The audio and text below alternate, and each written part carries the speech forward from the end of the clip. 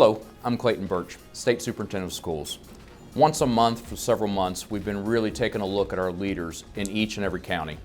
We do a spotlight on superintendents once a month to really look at what it's like to be a superintendent and to also hear what's happening in our districts across the state. Every time I've brought this to the public, to the West Virginia Board of Education, we've always selected a leader that just simply exemplifies that one caring adult. Whether it be the work they do in bringing children back from the pandemic and what they had to do during the pandemic, or whether it be the work they've done to really create robust summer programs to re-engage our children, or whether it be the focus we put on recovery and getting our children back to normalcy. Well, this week is no different. This week we're putting a spotlight on Todd Alexander, Wayne County Superintendent, and I'd like to welcome Todd this week. Todd, welcome. Thank you for having me. So Todd, first and foremost, I think for the public, could we maybe get a little idea of a snapshot of Wayne County? Yeah, Wayne County schools, we're the westernmost school district in the state.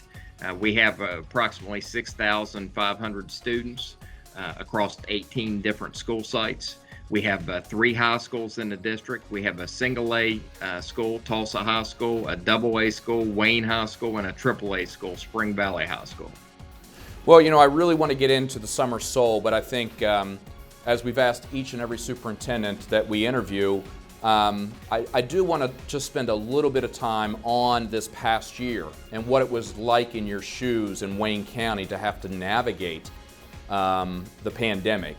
So could you just tell us in a very short synopsis, just give us a little bit of what it was like through your eyes this past year? It was a very challenging year. We were one of the counties most impacted by the metrics map. We spent a considerable amount of time in the fall in the red, and there was a lot of community spread, which meant that we were on remote learning for a significant portion of the first semester. I think that our numbers reflected that we had 12 in-person instructional days during the entire first semester. Well, you know, Todd, that's a great transition. We all know that coming back and trying to get more days of instruction, and some superintendents call it lost opportunities, lost time, and just like some other counties we've heard from, you actually had a wonderful, wonderful summer program that we want to hear about. Everything from a farmer's market at Wayne Elementary to, I believe, a Harry Potter camp taking place in the Lavalette area at Lavalette Elementary. Tell us a little bit about your approach to the summer learning program. As we were devising the program, coming up with ideas, we wanted to get as many kids as possible in the district involved. And so we thought it was very important that we try to offer a summer program at each individual school site.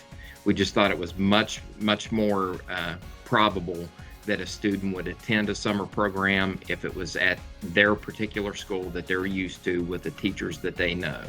And then the second thing that we knew is that the learning that took place during the summer had to be engaging. So we really stressed to our site coordinators. We hired site coordinators at each site. We really stressed that they needed to be focused on a project-based engaging learning, and boy, did they come through. They came up with some very, very interesting ideas. Lavalette Elementary had reached out to the Fourth Avenue Performing Arts Group.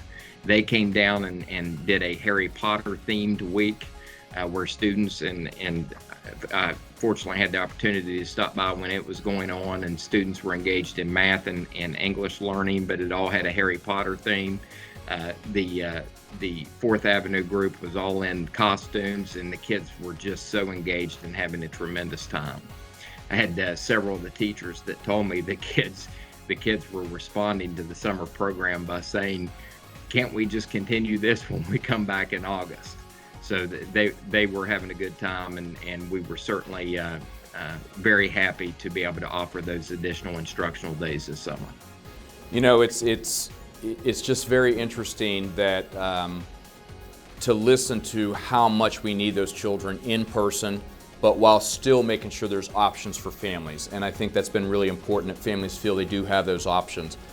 With that being said, Todd, any final words to the public and those listening of really what this next coming school year looks like in Wayne County? Well, I think to your point, the key thing is we're going to have to be as flexible. And you were talking about staff earlier and how they responded, and that was the big thing that we saw with our staff here in the county. They were extremely flexible. We dealt with. I joked with some of my colleagues that last fall it was like a weather day every night.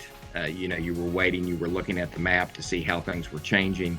Our parents, our students, our staff had to go through a lot of changes last year, but they handled it with incredible grace.